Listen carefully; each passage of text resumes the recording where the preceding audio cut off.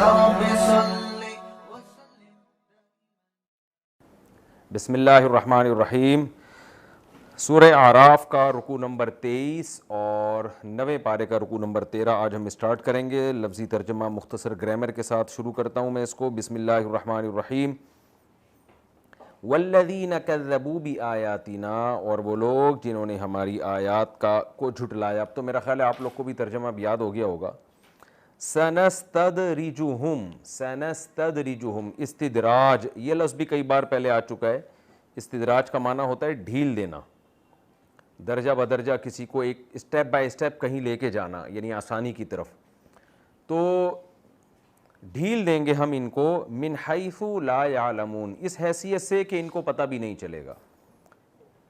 وَأُمْلِي لَهُمْ، اور میں ان کو ڈھیل دوں گا۔ املا یملی املاءً، اکرم یکرم اکرامن کی طرح، اس کا معنی بھی ہوتا ہے ڈھیل دینا، کسی کو مہلت دینا۔ وَأُمْلِي لَهُمْ، اور میں ان کو مہلت دوں گا۔ ان کیدی، بے شک میری تدبیر، قید کہتے ہیں تدبیر کو، ان کیدی، میری تدبیر، متین، متین مضبوط چیز کو کہتے ہیں، متانت سنجیدگی کو بھی کہتے ہیں۔ ان کیدی متین، میری تدبیر بہت مضبوط ہے۔ اولم یتفکروا، اور کیا ان لوگوں نے غور و فکر نہیں کیا، ما بصاحبہم من جنہ، ما کا معنی نہیں، صاحب کا معنی ساتھی، نہیں ہے ان کے ساتھی کے ساتھ، من جنہ کوئی جنون۔ من کا معنی یہاں ہوگا کوئی، جب نفی کے بعد من کا لفظ آتا ہے نا تو اس میں یہ تاکید کے لیے آتا ہے۔ اگر یوں ہوتا ما بصاحبہم جنۃ تو اس کا مطلب ہوتا ان کے ساتھی کے ساتھ جنون نہیں ہے، اور ما بصاحبہم من جنہ کا مطلب ان کے ساتھی کے ساتھ ذرہ برابر بھی جنون نہیں ہے۔ ان ہوا، نہیں ہے وہ، الا مگر، نذیر، ڈرانے والے، مبین، واضح طور پر۔ اولم ینظروا، کیا یہ لوگ غور و فکر نہیں کرتے، فی ملکوت السماوات والارض، آسمانوں اور زمین کے عالم میں۔ ملکوت کہتے ہیں اس جہان کو، آسمانوں اور زمین کے اس جہان میں، ملکوت میں یہ غور نہیں کرتے۔ وما خلق اللہ، اور ان چیزوں میں جن کو اللہ نے پیدا کیا، من شیء، کوئی بھی چیز، دیکھیں یہاں بھی من آ گیا نا، وما خلق اللہ، اور ہر وہ چیز جس کو اللہ نے پیدا کیا، من شیء، کوئی بھی چیز، جتنی بھی چیزوں میں سے کوئی بھی چیز اٹھا کے دیکھ لو، اللہ فرماتے ہیں کیا یہ لوگ ان میں غور نہیں کرتے۔ وَأَنْ عَسَىٰ، اور اس بات میں بھی کیا یہ غور نہیں کرتے کہ ہو سکتا ہے، عسیٰ امید ہو، ان یکونا کہ ہو جائے، قد اقتربا، تحقیق اقتربا قریب آ چکا ہو، اجلہم، ان کی موت کا وقت، یا اجل یا قیامت کا وقت۔ اجل کہتے ہیں وقت مقرر، عام طور پر اس کا جو اطلاق ہے نا وہ موت کے مار کہتے ہیں نا، اس کی اجل آ گئی۔ اجل تو ویسے ٹائم کو کہتے ہیں، لیکن اس کا ٹائم آ گیا، یعنی موت آ گئی اس کی۔ اللہ، یہ دوبارہ ترجمہ کر دیتا ہوں۔ اولم یتفکروا، کیا یہ لوگ غور و فکر نہیں کرتے، فی ملکوت السماوات والارض، آسمانوں اور زمین کے عالم میں، اس جہان میں۔ وما خلق اللہ من شیء، اور جو کچھ اللہ نے پیدا کیا ہے اس میں کیا یہ غور نہیں کرتے۔ وان عسیٰ، اور اس میں غور نہیں کرتے کہ ہو سکتا ہے، عسیٰ امید ہو، ان یکونا قد اقتربا، کہ ہو، اقتربا اجلہم، کہ ان کی اجل بہت قریب آ چکی ہو، کیا اس میں یہ غور نہیں کرتے۔ فَبِأَيِّ حَدِيثٍ، پس کس بات کے ساتھ، ایہی کا معنی کون سی بات، بی کا معنی ساتھ، فا کا معنی تو، حدیث کا معنی بات کو کہتے ہیں۔ فَبِأَيِّ حَدِيثٍ، پس کس بات کے ساتھ، بعدہ، اس قرآن کے بعد یا اس دلیل کے بعد، یؤمنون، یہ لوگ ایمان لے کر آئیں گے۔ یعنی اور کون سی بات ان کو چاہیے ایمان لانے کے لیے، جو باتیں ہم نے کی ہیں، بعدہ، اس بات کے بعد، یؤمنون بأی حدیث، یہ لوگ ایمان لائیں گے کون سی بات پر، اور ان کو میں کیا سمجھاؤں جس پر یہ ایمان لے کر آئیں گے۔ من یضلل اللہ، وہ شخص جس کو اللہ گمراہ کر دے، فلا ہادی لہ، تو کوئی ہدایت دینے والا نہیں ہوگا اس کو۔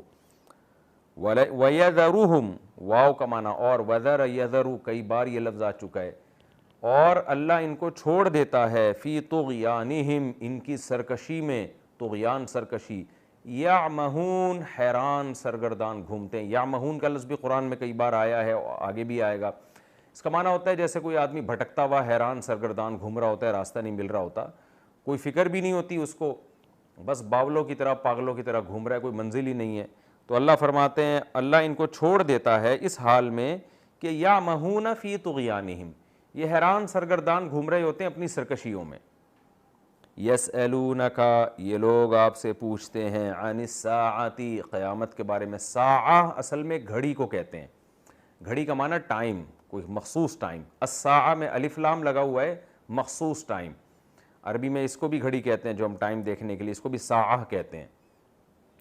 تو لیکن یہاں مراد قیامت ہے، مخصوص گھڑی جس سے مراد قیامت ہے، وہ گھڑی جس میں قیامت آئے گی، وہ ٹائم جس میں قیامت آئے گا. یسألونک عن الساعۃ، یہ لوگ آپ سے قیامت کے بارے میں پوچھتے ہیں.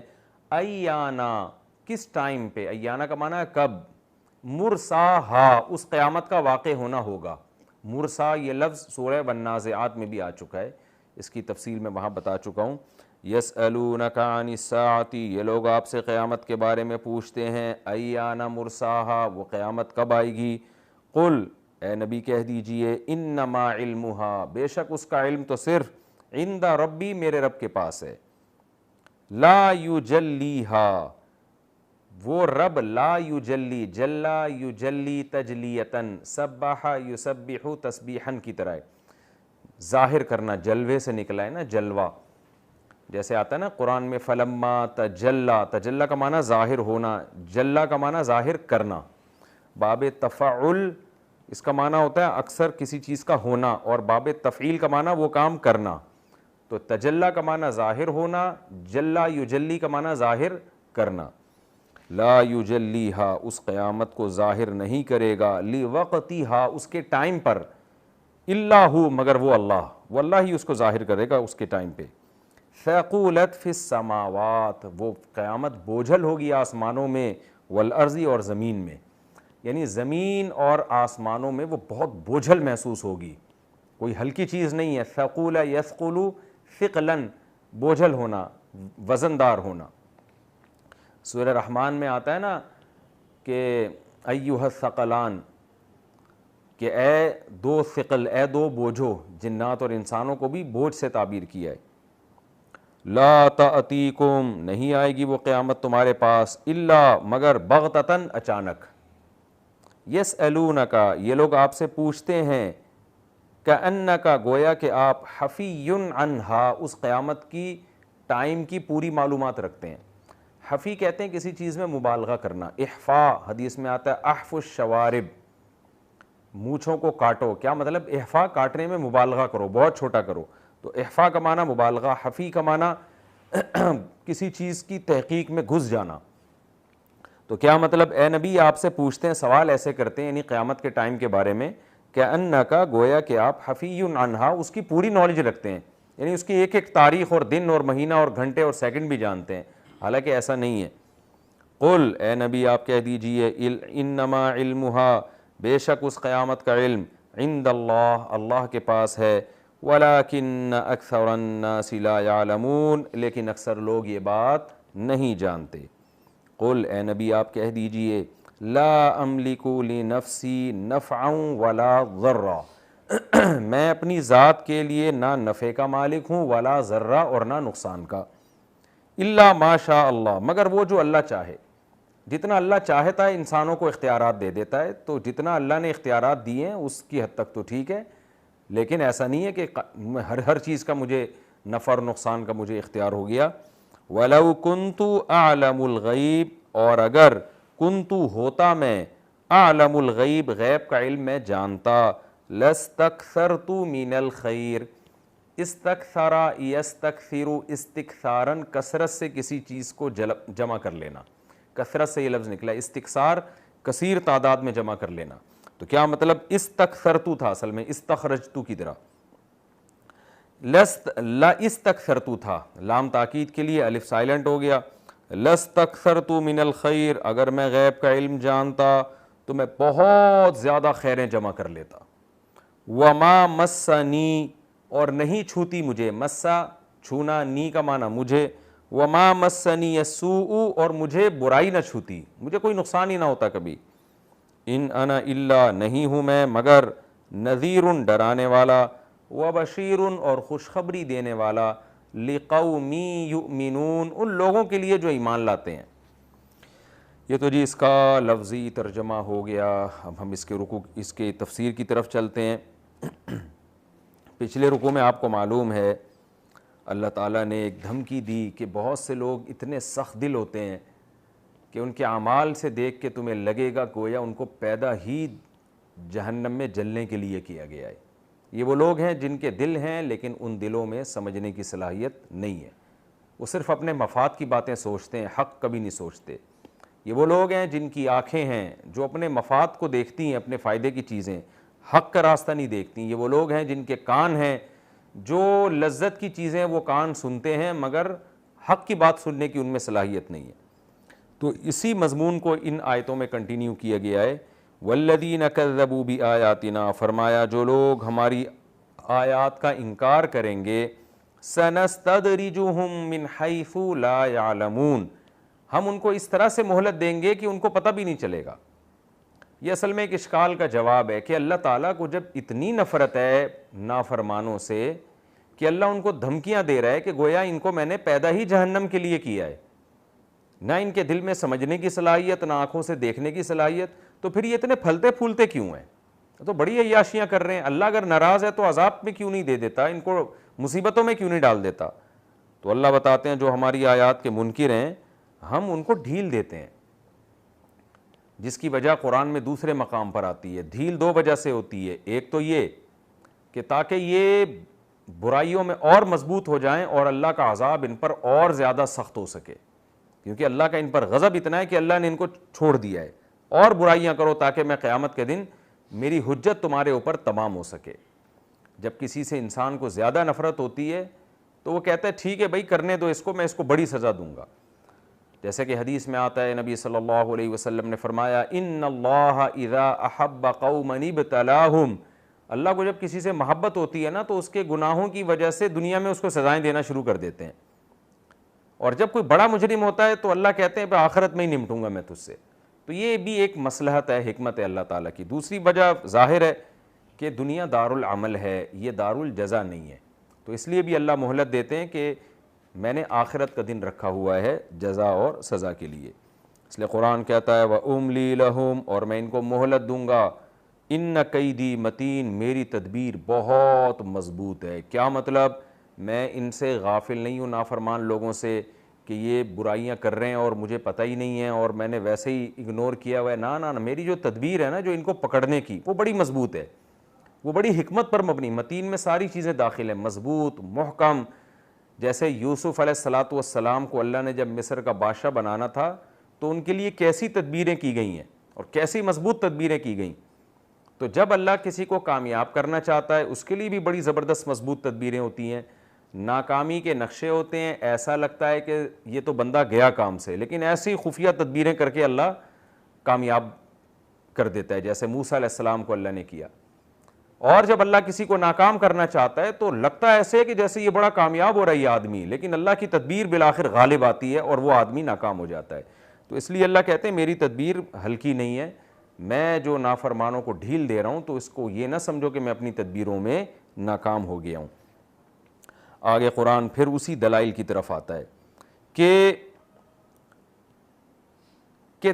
نافرمانوں کی حالت کو دیکھ کے تم دھوکے میں آتے ہو کہ اللہ ان سے خوش ہے, ان کو سزا نہیں ملے گی, یا یہ کہ معاذ اللہ اسلام غلط ہے کیونکہ نافرمان لوگ تو ترقی کر رہے ہیں. تو آگے اللہ دلیل سے بات کرتا ہے کہ دیکھو دو قسم کے دلائل ہیں. ایک تو محمد صلی اللہ علیہ وسلم جو دعوت دے رہے ہیں تمہیں اسلام کی اور یہ باتیں کر رہے ہیں, خود ان کی ذات میں بھی غور کرو, اور ان کے دعوے کی جو دلیل ہے وہ عقلی دلیل ہے, اس دلیل میں بھی غور کرو. تو ان دونوں دلیلوں کا اگلی آیات میں تذکرہ ہے کہ دلائل کو دیکھو, موجودہ حالت کو نہ دیکھو. مثال کے طور پر ہم دیکھ رہے ہیں نا کہ کسی شخص نے 4-5 انسانوں کو قتل کر دیا اور اس کے خلاف FIR بھی کٹ گئی. اب لوگ قاتل کو بتا رہے ہیں کہ بھائی تیرا تو گرفتار بھی ہونے والا ہے اور پھانسی کے پھندے پہ بھی جانے والا ہے اور اب تیرا تو حشر نشر ہونے والا ہے.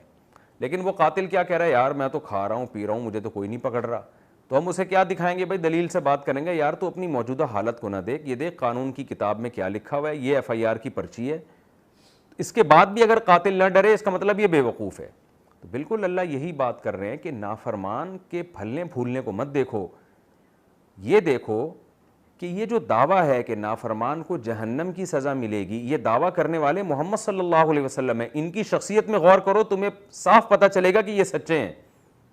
اور ان کا جو دعویٰ ہے توحید کا، اس دعوے میں غور کرنے کے لیے اس کائنات میں غور کرو، تو کائنات میں غور کر کے بھی تم اس نتیجے پر پہنچو گے جو قرآن بیان کر رہا ہے، اور خود محمد صلی اللہ علیہ وسلم کی شخصیت میں غور کرو گے تو بھی اس نتیجے پر پہنچو گے جو قرآن بیان کر رہا ہے.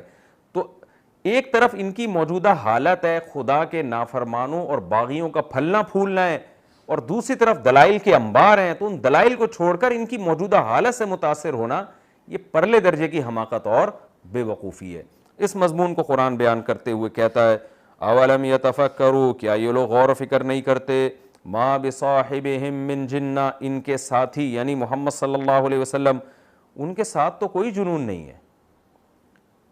کتنی زبردست دلیل قرآن دے رہا ہے کہ دیکھو پوری قوم ایک طرف، اور اکیلے محمد صلی اللہ علیہ وسلم 360 بتوں کی مخالفت کر رہے ہیں، اکیلے محمد صلی اللہ علیہ وسلم جنت جہنم کی باتیں کر رہے ہیں. تو یا تو معاذ اللہ یہ نقل کفر نباشت لالچی ہیں، یا یہ دیوانے ہیں، دونوں میں سے ایک بات تو ہوگی. تو قرآن نے لالچ کے دعوے کی بھی نفی کی کہ اگر لالچ ہوتی تو یہ تم سے پیسے لے لیتے، حکومت لے لیتے تم سے، یا یہ کہ معاذ اللہ ان کو جنون ہو گیا ہے. تو قرآن کہہ رہا ہے تم سب مل کے غور کرو، تمہارے ان ساتھی کے ساتھ کوئی جنون پن یا دیوانہ پن تو نہیں ہے، تم نے تو 40 سال ان کے ساتھ گزار دیے. سب مل کے گواہی دو گے کہ محمد صلی اللہ علیہ وسلم جیسا ذہین ہمارے معاشرے میں پیدا نہیں ہوا. اب دیکھیں یہاں بھی قرآن کی بلاغت ہے، قرآن نے یہ نہیں کہا ما بی محمد من جنہ، کہ سب لوگ مل کے غور کرو محمد صلی اللہ علیہ وسلم کے ساتھ جنون نہیں ہے، تمہیں پتہ چل جائے گا جنون نہیں ہے، آپ مجنون نہیں ہیں. مجنون اس طرح کی باتیں نہیں کرتے، جو پاگل ہوتے ہیں نا وہ پھر ہر چیز میں الٹی الٹی باتیں کر رہے ہوتے ہیں. لیکن قرآن نے آپ صلی اللہ علیہ وسلم کا نام نہیں لیا، قرآن نے یہ نہیں کہا کہ تمہارے نبی کے ساتھ جنون نہیں ہے، قرآن نے کہا تمہارے ساتھی. یہ صاحب کا لفظ، صاحب یصحب صحبتاً کا معنی ہوتا ہے کسی کے ساتھ رہنا. تو صاحب کا لفظ قرآن نے اس لیے استعمال کیا کہ انسان جس کے ساتھ رہتا ہے نا صبح و شام، اس کے بارے میں 2 اور 2 4 کی طرح پتہ ہوتا ہے کہ یہ پاگل ہے یا عقل مند ہے، یہ مجنون ہے یا ذہین ہے، یہ 2 نمبر ہے یا 1 نمبر ہے. ایک عام آدمی تو کنفیوژن کا شکار ہو سکتا ہے، لیکن اللہ عربوں سے نبی کے ساتھ رہنے والے 40 سال جنہوں نے آپ کے ساتھ زندگی گزاری، اللہ ان سے کہہ رہا ہے ما بصاحبہم، یہ تو تمہارے ساتھی ہیں، تم غور کرو کیا ان کے ساتھ جنون تو نہیں ہے. تمہاری عقل گواہی دے گی کہ یہ مجنون نہیں ہے. آج تک ہم نے ان کی زبان سے کوئی ایسا کلمہ نہیں سنا جو ان کے دیوانے ہونے کی دلیل ہو، تو اچانک کیسے یہ دیوانے پن کی باتیں کر سکتے ہیں. ان ہوا الا نذیر مبین، نہیں ہیں یہ مگر ڈرانے والے بہت واضح. یہ تو تمہیں تمہاری بدعمالیوں کے انجام سے ڈرا رہے ہیں، اس کے علاوہ کچھ بھی نہیں ہے. اولم یتفکروا فی ملکوت السماوات والارض. اچھا محمد صلی اللہ علیہ وسلم میں غور کرنے کے بعد پھر محمد صلی اللہ علیہ وسلم کے دعوے میں غور کرو. دعویٰ کیا ہے؟ کہ اس کائنات کو بنانے والا کوئی ہے اور وہ اکیلا ہے. تو اس دعوے میں غور کرنے کے لیے محمد کی شخصیت میں نہیں صلی اللہ علیہ وسلم، بلکہ پھر اس کائنات میں غور کرو. وہ کائنات میں غور کیا ہے؟ اولم ینظروا، کیا یہ لوگ دیکھتے نہیں ہیں؟ فی ملکوت السماوات والارض، آسمانوں اور زمین کے اس عالم میں ایک ایک ذرے میں غور کرو. وما خلق اللہ من شیء، اور جو کچھ بھی اللہ نے پیدا کیا اس تمام مخلوق میں، چرند پرند، سمندر، پہاڑ، اونٹ، یعنی قرآن قاعدہ کلیہ بھی بیان کر رہا ہے اور مختلف مقامات پر کبھی اونٹ کا تذکرہ کر رہا ہے، کبھی مچھر کا تذکرہ کر رہا ہے، کبھی پہاڑوں کا تذکرہ کر رہا ہے، کبھی صحراؤں کا تذکرہ کر رہا ہے، کبھی بارشوں کا، کبھی شہد کی مکھی کی مثالیں دے رہا ہے قرآن، کبھی دودھ کی مثالیں دے رہا ہے. تو اللہ کہتے ہیں ان ایک ایک چیز میں غور کرو تو تمہیں یہ بات ثابت ہو جائے گی کہ ان چیزوں کا کوئی بنانے والا ہے اور وہ تم سے محبت کرتا ہے، وہ تم سے کچھ چاہتا ہے. کیا چاہتا ہے یہ بات تمہیں محمد صلی اللہ علیہ وسلم بتا رہے ہیں.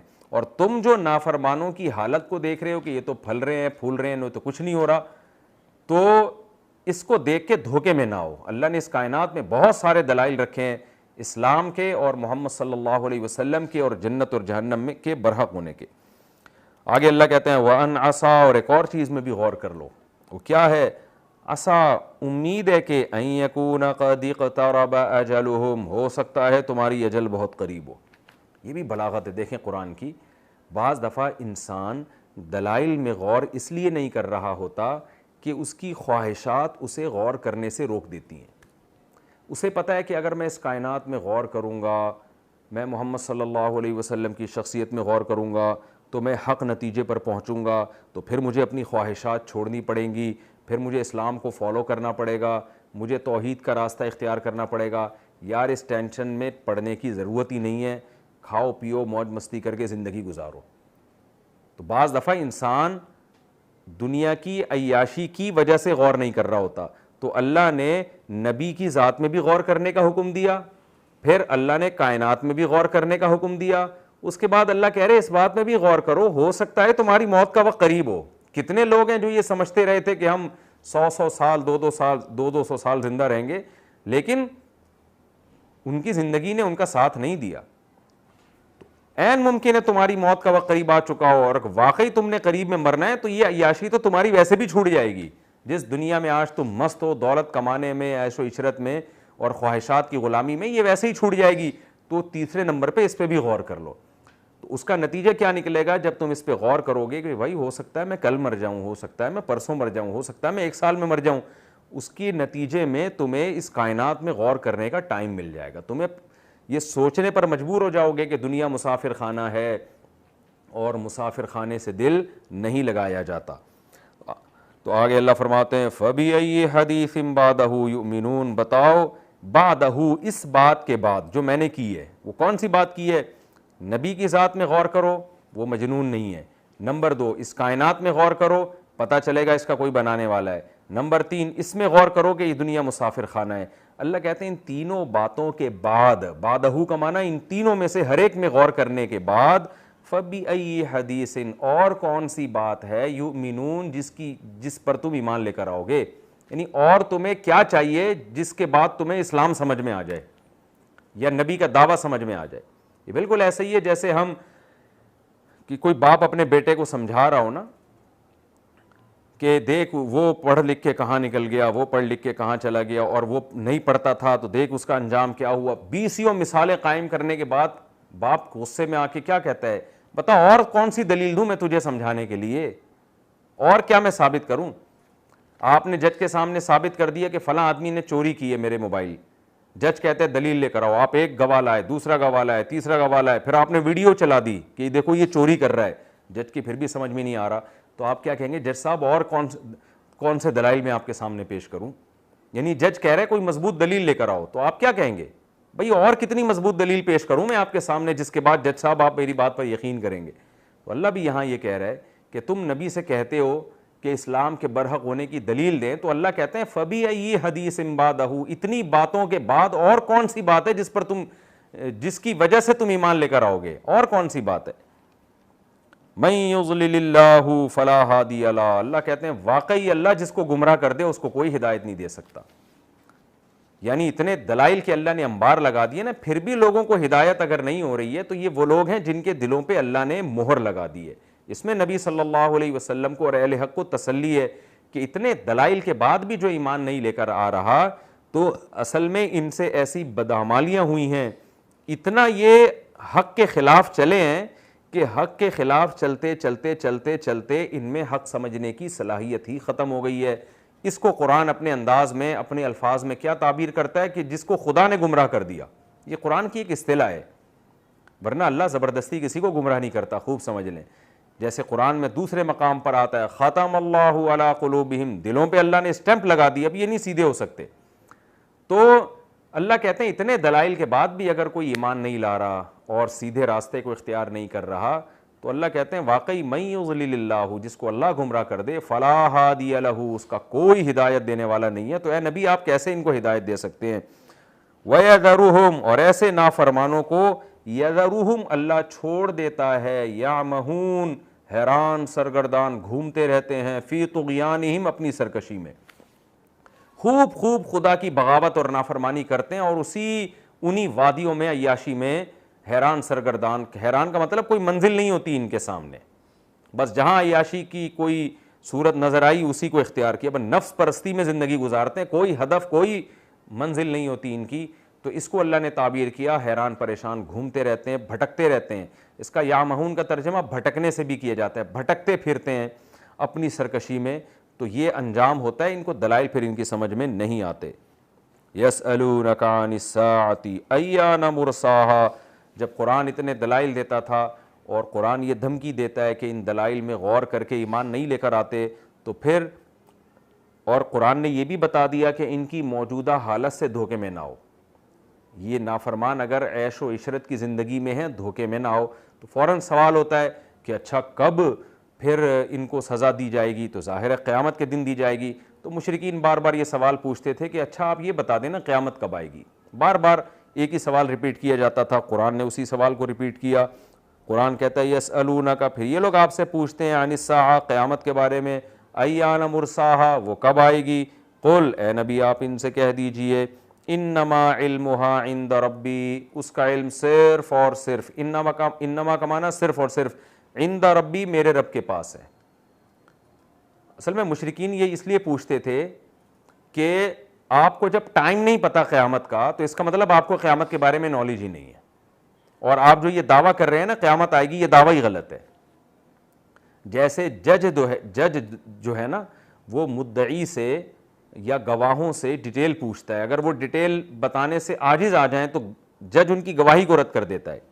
تو یہی انداز مشرکین نے اختیار کیا کہ بھئی اگر آپ کو پتہ ہے کہ قیامت آئے گی تو آپ بتا دیں نا کہ ٹائم کیا ہے اس کا۔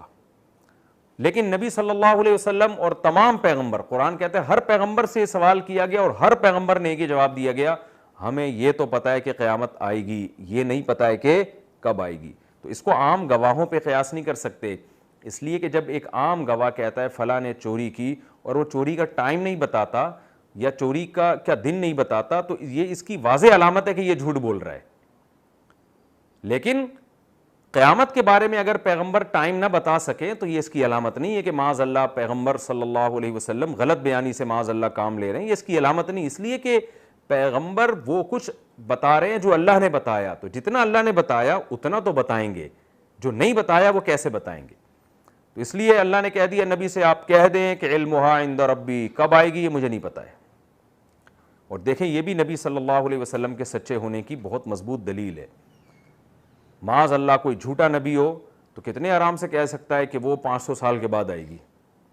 بھائی جب اگر کسی کا مقصد حکومت ہو، ریاست ہو، دولت ہو تو وہ کہہ سکتا ہے کہ 100 سال کے بعد آئے گی، ان کو پتہ ہے کہ بھئی یہ لوگ تو سارے مر چکے ہوں گے اور ہم بھی دنیا سے جا چکے ہوں گے، تو میں کہہ دیتا ہوں کہ جی 100 سال کے بعد آئے گی، یہ لوگ میری بات پر ایمان لے آئیں گے، اچھا جی ان کو تو ڈیٹ کا پتہ ہے، اب ہم ایمان لے آتے ہیں آپ کی بات پر، کیونکہ بار بار وہ کہتے تھے آپ ڈیٹ بتائیں، نبی تاریخ نہیں بتاتے تھے، تو کہتے اس کا مطلب آپ کو نالج ہی نہیں ہے قیامت کے بارے میں، تو آپ کا دعویٰ ہی غلط ہے۔ تو کہہ دیتے آپ صلی اللہ علیہ وسلم 100 سال کے بعد آئے گی، 100 سال کے بعد کس نے زندہ رہنا تھا؟ تو آپ کو جو مالی مفاد اور جو کچھ بھی ریاست اور عہدہ چاہیے ہوتا وہ تو مل جاتا نا، سارے لوگ ایمان لے آتے، لیکن نہ نہ نہ نہ، پیغمبر کبھی بھی، جو سچا پیغمبر ہوگا وہ غلط بیانی سے کام نہیں لے گا۔ اس لیے نبی نے بتا دیا کہ نہیں ہے، مجھے نہیں پتا کب آئے گی قیامت۔ بار بار جب بھی یہ سوال پوچھا گیا آپ نے فرمایا یہ علم میرے پاس نہیں ہے، تو بہت کلیئر دعویٰ ہے پیغمبر صلی اللہ علیہ وسلم کا۔ تو آپ نے فرمایا کہ قل انما علمھا عند ربی، کہہ دیجئے اس کا علم صرف میرے رب کے پاس ہے، لا یجلیھا لوقتھا الا ھو، نہیں ظاہر کرے گا اس قیامت کو اس کے وقت کے لیے مگر وہ اللہ، اس اللہ کے سوا کوئی بھی اس کو ظاہر نہیں کر سکتا، لائے گا بھی وہی اور اپنے ٹائم پہ لے کر آئے گا۔ ثقلت فی السماوات والارض، آسمانوں اور زمینوں پر بہت بھاری ثابت ہوگی وہ قیامت۔ میں یہ تو بتا سکتا ہوں جو مجھے علم ہے کہ بہت بھاری ہوگی، وہ ٹائم مجھے معلوم نہیں ہے۔ قل، ہاں، لا تأتیکم الا بغتہ، نہیں آئے گی تم پر قیامت مگر اچانک۔ اچانک اس لیے آئے گی کہ کسی کو بھی اللہ نے اس قیامت کے واقع ہونے کا وقت نہیں بتایا، نہ حضرت عیسیٰ علیہ السلام کو وہ وقت معلوم ہوگا جب حضرت عیسیٰ قرب قیامت میں نازل ہوں گے، نہ حضرت مہدی کو ہوگا، کسی کو بھی نہیں ہوگا۔ اس لیے اللہ نے فرمایا جب وہ آئے گی لا تأتیکم الا بغتہ، نہیں آئے گی مگر اچانک۔ جیسے کہ حدیثوں میں تفسیر ہے اس کی کہ سور اسرافیل علیہ السلام سور پھونکنا شروع کریں گے، ابتدا میں اس کی آواز ہلکی ہوگی، پھر بڑھتی بڑھتے بڑھتے بڑھتے اتنی آواز پھیل جائے گی کہ لوگ جو ہے نا رونا چیخنا شروع کر دیں گے، اور پھر قرآن نے جو نقشہ کھینچا ہے، جنگلی جانور شہروں کی طرف بھاگ کھڑے ہوں گے، جو مائیں بچوں کو دودھ پلا رہی ہوں گی محبت سے، وہ اپنے بچوں کو بھول جائیں گی، ہر حمل والی اپنے حمل کو خوف سے گرا دے گی، اتنی تیز آواز اس کی پھیلنا شروع کرے گی، اور اس آواز کے پھیلتے پھیلتے اس کی طاقت سے پہاڑ ہلنا شروع ہو جائیں گے، اور اس کائنات میں ارتعاش پیدا ہو جائے گا، اور بالآخر اور تیز آواز ہوگی، جس سے حدیث قرآن میں اور احادیث میں ہے کہ پہاڑ پھر پھٹ جائیں گے اور روئی کے گالوں کی طرح اڑنا شروع ہو جائیں گے، فَيَذَرُهَا قَاعًا صفصفا، زمین کو چٹیل میدان بنا دیا جائے گا۔ اس لیے قرآن کہتا ہے ثقلت فی السماوات، بہت بوجھل ہوگی آسمانوں میں بھی اور زمین میں بھی، لا تاتیکم الا بغتہ، نہیں آئے گی مگر اچانک، یسألونک کأنک حفی عنہا، اے نبی آپ سے قیامت کے بارے میں ایسے پوچھتے ہیں کأنک حفی عنہا، گویا کہ آپ کو اس کی پوری تحقیق ہے، ایک ایک سیکنڈ کا پتہ ہے کہ کس ٹائم پہ آئے گی۔ اصل میں تو مشرکین نہیں کہتے تھے کہ آپ کو پتہ ہے ٹائم کا، لیکن ان کے سوال کے انداز نا بار بار ایک ہی سوال کو ریپیٹ کرتے تھے جاہلوں کی طرح۔ جیسے آپ نے دیکھا ہوگا جو معترض ہوتے ہیں، جو نہیں ماننا چاہتے، وہ ایک ہی بات کو گھماتے رہتے ہیں۔ تو اللہ بتا رہا ہے کہ یہ ایسے گھما رہے ہیں جیسے ان کو یقین ہو گیا ہے کہ پیغمبر صلی اللہ علیہ وسلم کو 100% پتہ ہے ایک ایک چیز کا، اور آپ چھپا رہے ہیں، ان کے انداز سے ایسا لگتا ہے۔ تو یہ اصل میں مشرکین کو تنبیہ ہے کہ جب محمد صلی اللہ علیہ وسلم نے کہہ دیا کہ مجھے قیامت کا ٹائم معلوم نہیں ہے، تو پھر کیوں ایک ہی سوال کے در پہ ہو، بار بار اسی سوال کے پیچھے کیوں پڑے ہوئے ہو؟ قل انما علمها عند اللہ، اے نبی کہہ دیجیے اس کا علم صرف اللہ کے پاس ہے، ولکن اکثر الناس لا يعلمون، لیکن اکثر لوگ یہ بات نہیں جانتے، تبھی بار بار اسی کے بارے میں سوال پوچھ رہے ہیں۔ قل، اے نبی کہہ دیجیے، لا املک لنفسی نفعا ولا ضرا۔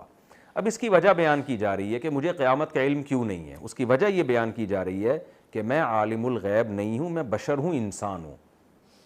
میں نے اگر یہ دعویٰ کیا ہوتا نا کہ میرے پاس دنیا کا ہر چیز کا علم ہے اور میں گویا خدا ہوں معاذ اللہ، یہ دعوے میں نے کیے ہوتے تو مجھ سے اس قسم کے سوالات پوچھتے۔ میں نے تو دعویٰ کیا اس کائنات کو خدا نے بنایا، اس کی دلیل کیا یہ کائنات ہے۔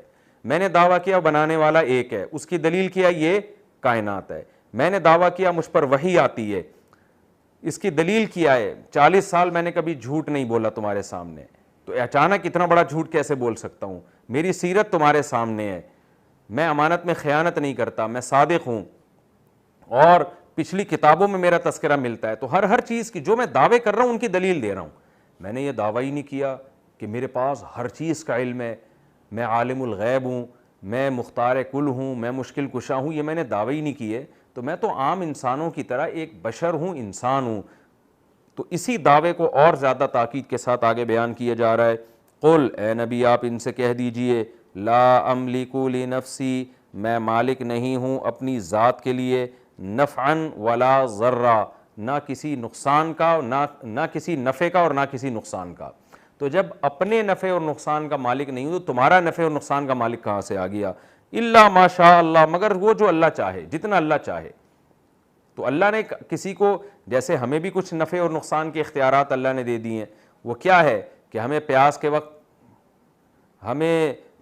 وقت پانی کی طلب ہوتی ہے، ہم پانی نہیں پئیں گے تو نقصان ہو جائے گا، اس کا اللہ نے ہمیں اختیار دیا ہے کہ آپ جاؤ بھائی کولر سے پانی نکال کے پی لو، پی لیں گے تو ہمیں فائدہ ہو جائے گا۔ تو اسباب کے تحت جو اختیارات آتے ہیں وہ الا ماشاء اللہ میں داخل ہے، کہ وہی اختیارات ہیں جتنے اللہ نے دیے ہوئے ہیں، جو جس کی لاجک ہے، جو اسباب کے تحت آتے ہیں، تو اس سے زیادہ مجھے اختیارات نہیں ہیں۔ وَلَوْ كُنْتُ أَعْلَمُ الْغَيْبَ، اور اگر میں غیب کا علم جانتا، جیسے کہ تم بار بار کہہ رہے ہو قیامت بتائیں کب آئے گی، قیامت بتائیں کب آئے گی، گویا میں نے عالم الغیب ہونے کا دعویٰ کیا ہے، تو میں غیب کا علم اگر جانتا تو کیا ہوتا؟ لَاسْتَكْثَرْتُ مِنَ الْخَيْرِ، میں بہت ساری خیریں جمع کر لیتا، یعنی ہمیشہ فائدے میں رہتا میں۔ وَمَا مَسَّنِيَ السُّوءُ، اور مجھے کبھی کوئی پریشانی نہ ہوتی۔ دیکھیں یہ کتنا زبردست اصول اور ضابطہ بیان کیا گیا ہے۔ جس کے پاس علم غیب ہوتا ہے نا، کہ آئندہ آنے والی کل کا پتہ چل جائے، اسے واقعی کبھی کوئی نقصان نہیں ہو سکتا۔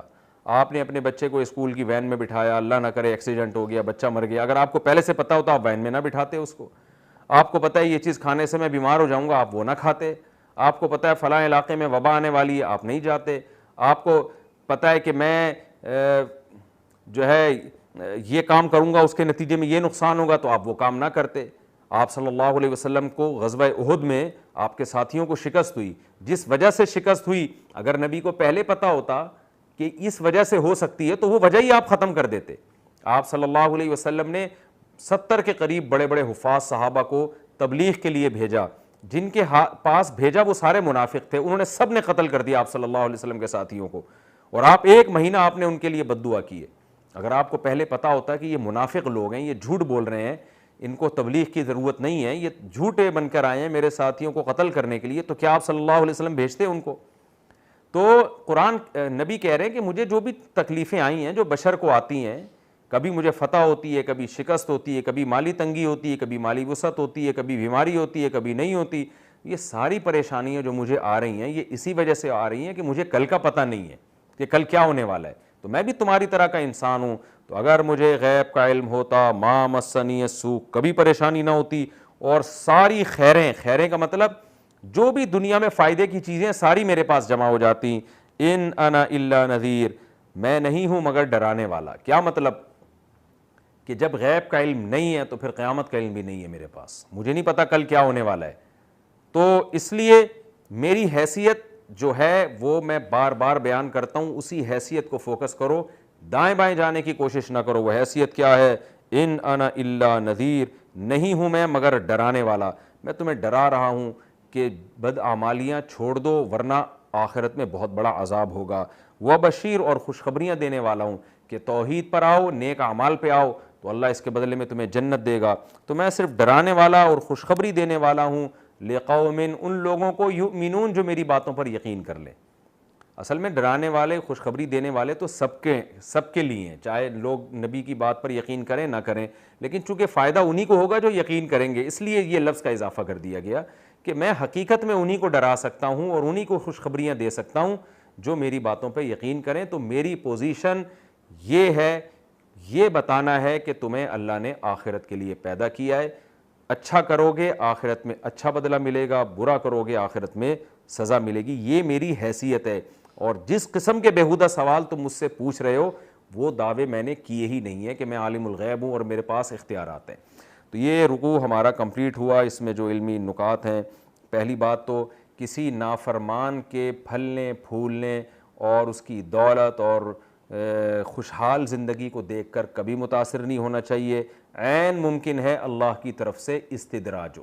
علماء نے بیان کیا ہے کہ اگر آپ کے بھی اچھے حالات آ رہے ہیں تو یہ استدراج ہے، یہ اللہ کی طرف سے نعمت ہے، تو اگر اس میں شکر کی توفیق مل رہی ہے، گناہوں سے بچنے کی توفیق مل رہی ہے تو یہ نعمت ہے، اور اگر آپ اس کی خوشحالی کی وجہ سے اور گناہوں کی طرف جا رہے ہیں، جب پیسہ نہیں تھا تو نماز پڑھتے تھے، پیسہ آیا تو نمازیں گول ہونا شروع ہو گئیں، اس کا مطلب یہ اللہ کی، یہ پیسہ نعمت نہیں ہے بلکہ یہ اللہ کی طرف سے ڈھیل ہے جس پر آخرت میں پکڑ ہوگی۔ تو ایک پوائنٹ کی بات ہمیں یہ پتہ چلی۔ دوسری بات، رسول اللہ صلی اللہ علیہ وسلم کے بارے میں قرآن نے کیسے کہا کہ تمہارے ساتھی کو، جو جن کے ساتھ تم نے وقت گزارا ہے، ان میں جنون نہیں ہے۔ تو ہم نے تو نبی کے ساتھ وقت نہیں گزارا، لیکن نبی کی تعلیمات ہمارے پاس موجود ہیں، ان تعلیمات کو دیکھ کر، ان حدیثوں کو دیکھ کر صاف پتہ چلتا ہے معاذ اللہ یہ کسی مجنون کی زبان سے نکلے ہوئے کلمات نہیں ہیں، یہ ایک ایسی ذات کی زبان سے نکلے ہوئے کلمات ہیں جو بہت ذہین تھے اور جنہیں اللہ نے لوگوں کی ہدایت کے لیے منتخب کیا تھا۔ تو آج نبی کی سیرت جب ہم پڑھتے ہیں، غور کرتے ہیں، تو آج بھی ہمیں یہ بات ثابت ہو جاتی ہے کہ آپ صلی اللہ علیہ وسلم مجنون نہیں تھے، تو اس میں ہمیں غور کرنا چاہیے۔ پھر کائنات میں غور کرنے کی فضیلت اللہ نے بیان کی ہے، اور پھر اللہ نے اس میں یہ بیان کیا کہ یہ بھی سوچا کرو کہ تمہاری موت کا وقت کہیں قریب تو نہیں آیا، تاکہ آخرت کی کچھ فکر پیدا ہو، اور یہ بھی بتا دیا کہ آخرت، قیامت کا یقینی علم کسی کے پاس نہیں ہے۔ علامتیں بیان کی گئی ہیں، تو کچھ لوگ کہہ رہے ہوتے ہیں 10,000 سال کے بعد قیامت آئے گی، کچھ کہہ رہے ہیں 5,000، سب فضول باتیں ہیں۔ جب نہیں بتایا تو اس کا مطلب ہمیں نہیں پتا کب آئے گی قیامت۔ علامتیں بتائی گئی ہیں، ان علامتوں سے ایک اندازہ لگایا جا سکتا ہے، لیکن وہ بھی کوئی یقینی چیز نہیں ہے کہ اس سے آپ اسپیسیفک ٹائم بتا دیں قیامت کا۔ اور یہ بھی یاد رکھیں تمام چیزوں کے بارے میں، حضرت عیسیٰ بھی نازل ہوں گے، حضرت مہدی بھی، یاجوج ماجوج بھی، ان چیزوں میں سے کسی چیز کا ٹائم نہیں بتایا گیا، تو جب مبہم رکھا گیا تو مبہم ہی رہنے دیں اس کو۔ لوگ پیش گوئیاں کر رہے ہوتے ہیں 2000 فلاں میں آ جائیں گے امام مہدی، 2000، یہ سب غلط باتیں ہیں۔ نبی صلی اللہ علیہ وسلم نے جس چیز کو اجمالی طور پر بیان کیا آپ اس کو اجمالی طور پر ہی رکھیں۔ اور یہ بھی پتہ چلتا ہے کہ ہمارے نبی صلی اللہ علیہ وسلم بشر تھے، انسان تھے، نہ غیب کا علم رکھتے تھے اور نہ مختار کل اور مشکل کشا تھے۔ آپ تمام انسانوں میں سب سے افضل انسان اور اللہ کے پیغمبر، لیکن تھے بہرحال انسان، اور تمام بشری لوازمات جو ایک عام انسانوں کے ساتھ ہوتے ہیں، بیمار ہونا اور پریشانیوں میں مبتلا ہونا، کبھی خیر آنا کبھی شر آنا، یہ تمام چیزیں پیغمبر صلی اللہ علیہ وسلم کے ساتھ بھی تھیں۔ یہ ہمارا رکوع کمپلیٹ ہوا ہے۔ انشاءاللہ اگلے ایپیسوڈ میں ہم سورہ اعراف کا رکوع نمبر 24 اور 9ویں پارے کا رکوع نمبر 14 شروع کریں گے انشاءاللہ۔ وما علینا الا البلاغ۔